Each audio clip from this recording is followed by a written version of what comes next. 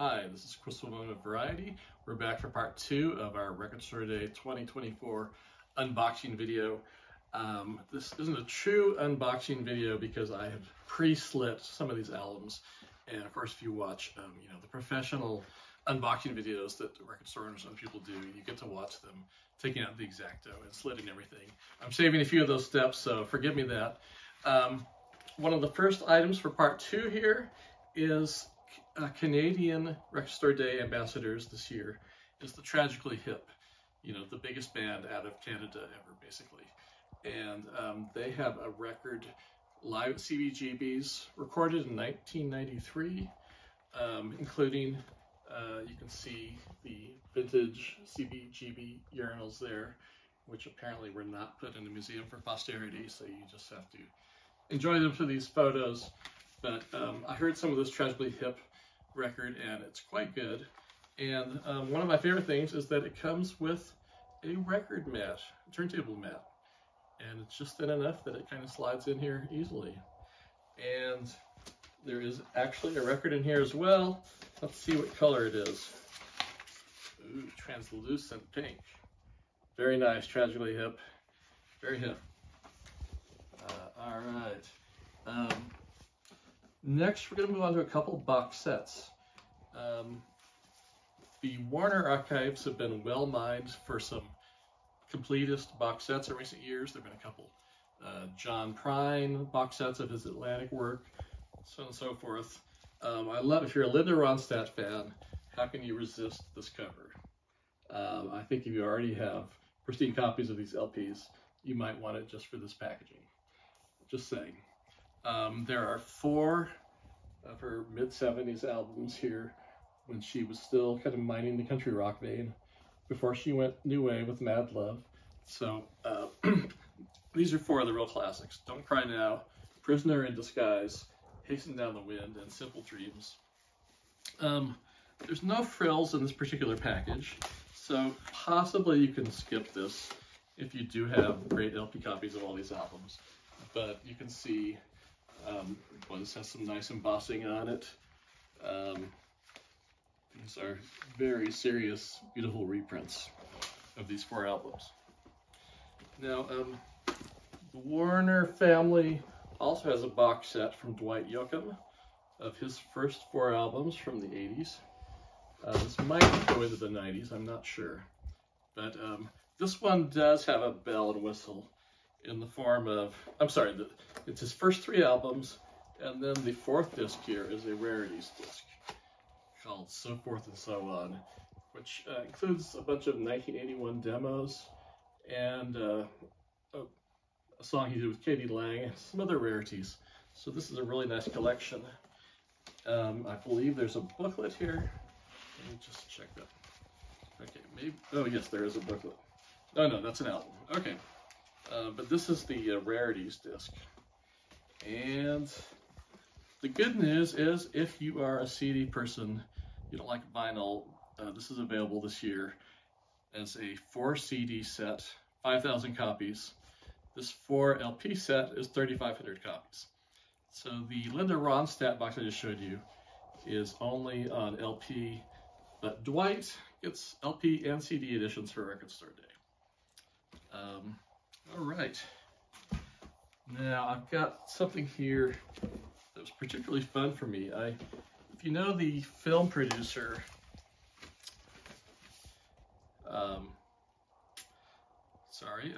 Frank Marshall, the film producer, is one of the producers of this jazz album. And if you're wondering why Jack Marshall is famous for doing films with Spielberg, so on and so forth, to get into the jazz business. Well, his late father was a jazz guitarist and studio owner, and he recorded in his studio a studio album of Chet Baker collaborating with Jack Sheldon, who is the Schoolhouse Rock guy, I believe. So both trumpeter, vocalist, and Frank Marshall's dad, Jack Marshall, was playing guitar in the band. This was recorded in 1972 and never came out. The tape just sat there with the Marshall family. And Chet Baker was about to have a comeback, so this was kind of his way of easing into a comeback after he'd been off the scene for a lot of years. His teeth got knocked out. It's a long story. But anyway, Chet Baker fans will think this is historically fascinating, as well as Jack Sheldon fans. And so here's the real tape that just sat around for 50 years until Frank Marshall hooked up with Zev Feldman, the jazz detective, and they did some cleanup work, and it sounds great. I've heard it. It's a lot of fun. Now, Zev Feldman, you may have heard, is the king of Record Store Day. He is involved with several different labels that put out great archival material that's never been heard before. So that album with Chet Baker is one of them. This, I think, is really going to be popular. Sister Rosetta Tharpe, live in France in '66. Never before heard. And let me look up the quantities on some of these. This is 1,800 copies. So I think this is going to go fast because, you know, rock and roll fans know Sister Rosetta Tharpe is kind of the original female rocker, even though she was a gospel rocker. And she was portrayed in the Elvis movie by Yola. And so her legend has spread far and wide from just the people who really know their stuff, the aficionados, to, you know, everyone who saw the Elvis movie, pretty much. So I think it's going to be very popular. Zev Feldman's projects always have amazing booklets. So this one has liner notes from both of Sister Rosetta Tharpe's biographers, one in France and one in America, and lacquers cut by the legendary Bernie Grunman. And they have interviews in these albums that Feldman does with people you wouldn't expect. So in the liner notes here, interviews with Henry Rollins of Black Flag fame, Billy Gibbons of ZZ Top, Susan Tedeschi, and Shamika Copeland. So it really cover a lot of bases with the amazing booklets and liner notes they have in these projects. And along those same lines, there's a Nat King Cole project, also from Zev Feldman. And this is from, what year is this? 1953 at the Blue Note. So this is before his real superstardom, when he was really known as part of a jazz trio. It's a tip-on jacket, and there are liner notes by Will Friedwald, a name you probably know if you're a jazz or classic standards vocals fan. And Zev Feldman has 10 releases this year. I'm not going to go through all of them, but just one more. This is Jazz from the Pacific Northwest, Shelly Man and His Men, one of the world's great drummers. And again, the liner notes, you get not just people who are contemporaneous, from the period, but like Jim Keltner,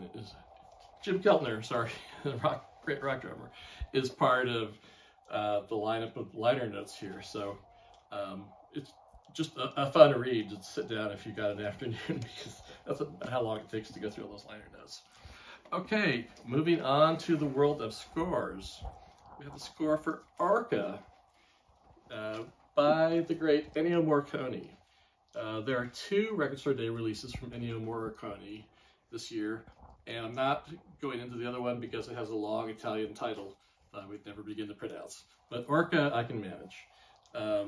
If you are old enough to go back to the mid-70s, you remember the era of sharksploitation. Well, this was a movie about a killer whale, and with Richard Harris and Charlotte Rampling. Well remembered, but little seen. Comes with a poster of Orca the Killer Whale. Now, if you're buying this album, chances are you're not a killer whale fan. So that's just kind of a bonus that's probably not going to end up on your wall. But the other side has a long set of liner notes from journalist Daniel Schweiger. And, but the fun thing about this, beyond all else, is that it is pressed on Blood in the Water colored vinyl. Let's look what Blood in the Water colored vinyl looks like. I hope it's truly bloody. Okay, well that's kind of bloody. Bloody enough. Looks a little bit like plasma. Alright, so Orca has done his job and left blood on the tracks. All right. Moving on. Not going to open this one. It's black vinyl. You've seen black vinyl before, but a great Bill Evans trio album. And Kraft did this, and I love the packaging because, you know, it's the kind of release that replicates the original so much that the Kraft label of the barcode only appears on the sticker. So once you take this shrink wrap off, everything about the album is a recreation of how it looked back in 1959. And for audiophiles who don't care about the tip-on jacket, they just care about the music, it's a AAA rendering, which means analog all the way. There were no digital steps in this, with lacquers cut by Kevin Gray, who is a big name in the vinyl community. So this is going to be very popular. Let me just see if I can see how many copies this is. Okay, everybody digs Bill Evans. 4,500 copies. Okay, that's a pretty good pressing. Of course, Bill Evans is kind of a king of records today himself. There's always a Bill Evans release, sometimes more than one, twice a year when they have these events. So this one could actually go pretty fast because there are people who show up at Record Store Day just to buy Bill Evans albums. All right. In a very different vein, the very un-Bill Evans-like Replacements. This is a fantastic album. If you have the Tim Let It Bleed, no, the Tim box set that came out last year, I believe. You've heard this on CD. This is the first time on vinyl or first time as an individual release. A great show. This is toward the end of the period where it was the full original band, and sometimes they were not on. This night they were definitely on. And there's 28 tracks from January 1986, right before they did Saturday Night Live. 2 LP sets, 6,000 copies. So there's gonna be a bunch of these to go around. So if you didn't buy the CD box set, you're gonna need this. You're gonna need a dose of thunder. All right. Moving on to Lowell George. This is a deluxe edition of his one solo album, recorded toward the end of his life. And it has a second disc of rarities. Well, not rarities, just never before heard material. I think there's one song on the second disc that has been released, but everything else is, you know, alternate versions. There's a version of Doctor My Eyes on here. I haven't checked it out, but I want to. And recut from the original master tapes. Lacquers cut by Bernie Grenman, another name that means a lot in the audiophile community. In the world of hip-hop, we have another release from Nas. He had one last year that went back to his classic period. This one does as well. It's called Remixes and Rarities, and it's for the 30th anniversary of Illmatic, and one of the great hip-hop albums of all time. So there are remixes, Arsenal mix, Stink mix, Laid Back mix. If you know this album, you're going to have a good time digging into this. Going back to the jazz world, Charlie Parker's name is kind of in the small print here, but in the Record Store Day listings, this comes under Charlie Parker. So look under P, because his participation here is considered significant enough. It's Volume 7 of Jazz at the Philharmonic, which was a significant series back in the 50s. And so this came out maybe like 6 years after it was actually recorded. But, you know, the cast list on here: Charlie Parker, Lester Young, Buddy Rich, Ray Brown, incredible lineup. And just for fun, it is beautiful colored vinyl with a vintage label. All right, we're plowing through the releases here. Willie Nelson has 2 releases. This is Volume 2 of Willie Nelson 90 from his Hollywood Bowl show last year. They've mined that in a lot of different configurations: Blu-ray, home video, CD, digital, and vinyl. So this is the second vinyl set, but it includes some songs that were not on the CD. They are on the digital version, but if you need a physical edition, there's some songs in here like Lyle Lovett singing My Heroes Have Always Been Cowboys, Margot Price and Nathaniel Rateliff duet on I Can Get Off on You, Sheryl Crow singing Crazy, Nathaniel Rateliff again singing a song for you, just a bunch of songs that are not on the CD, along with quite a few that are, like Willie and Snoop Dogg singing Roll Me Up and Smoke Me When I Die. There's a lot of great stuff on here. I was at this show, and I highly recommend this. And the other Willie Nelson release is a 2 LP edition of what some people consider his best album, or at least it has quite a following because it was a concept album. And this is similar to what Rhino/Atlantic did last year with a 2 LP version of the Shotgun Willie album, where the original album's on one disc, and then there's a set of outtakes on the other. Previously heard in a box set, but never separated off into a separate release before. So the reason this album has such a cult following, Phases and Stages, is that one side of the original album is from a divorced couple, the male point of view, and the flip side is the woman's point of view. And very interesting, very, Taylor Swift should try that out for one of her future releases. And the whole sort of twinsy or doubling concept kind of comes into fruition with this 2 LP set, where there's a separate edition of the album on sides 3 and 4. So this is a lot of fun. Finally, all right, I just have to, this is one of my favorite albums of all time, Todd Rren's Todd. I probably have about 15 different copies of this, and but am I going to pass up the copy that has green vinyl, I believe, for sides 1 and 2, and then some nice orange. Sorry, this is sides 1 and 2. Orange.